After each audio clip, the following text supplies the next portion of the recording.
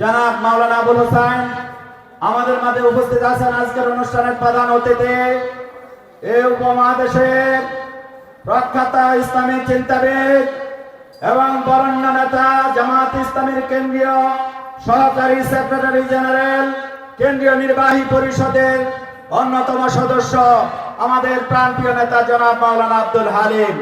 উপস্থিত আছেন চাঁদপুর জেলা জামাতের সম্মানিত আমির মাওলানা বিল্লাল হোসেন মিয়াজি, জেলা নায়েবে আমির জনাব অ্যাডভোকেট মাসুদুল ইসলাম বুলবুল, জামাত ইসলামীর সাবেক আমির অধ্যক্ষ মাওলানা আব্দুর রহিম পাটোয়ারি সহ জামাত ইসলামীর জেলা এবং শহর শাখার নেতৃবৃন্দ এবং হাইমচর উপজেলা জামাতের নেতৃবৃন্দ, বিভিন্ন ওয়ার্ড ইউনিয়নের নেতৃবৃন্দ, আমার প্রাণপ্রিয় উলামায়ে কেরাম, সুধী মণ্ডলী, ব্যবসায়ী বৃন্দ, সাংবাদিক বৃন্দ এবং হাইমচরবাসী সকলকে জামাত ইসলামীর পক্ষ থেকে আন্তরিক শুভেচ্ছা, কৃতজ্ঞতা এবং অভিনন্দন জানাই।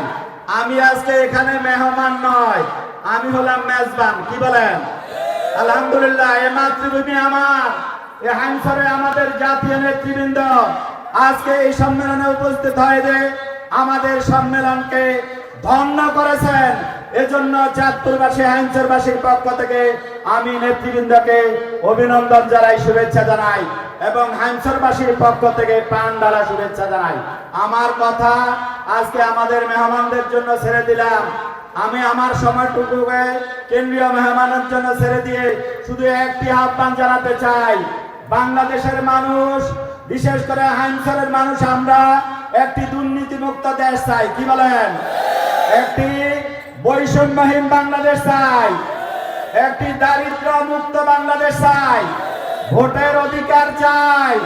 আমরা চাঁদাবাজি, লুটপাট চাই না, আমরা দখলদারিত্ব চাই না, আমরা বৈষম্য চাই না। কাজে সত্যিকার অর্থে যদি একটি কল্যাণ রাষ্ট্র প্রতিষ্ঠা করতে হয়, তাহলে আমাদের সবাইকে কোরআনের পতাকা তলে ঐক্যবদ্ধ হতে হবে।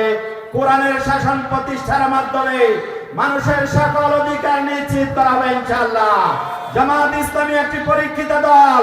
জামাত ইসলামীর মাধ্যমে এদেশের সকল শ্রেণী পেশার মানুষের মুক্ত করা সম্ভব হবে ইনশাআল্লাহ। আল্লাহ রাব্বুল আলামিন আমাদের সবাইকে তৌফিক দান করুন।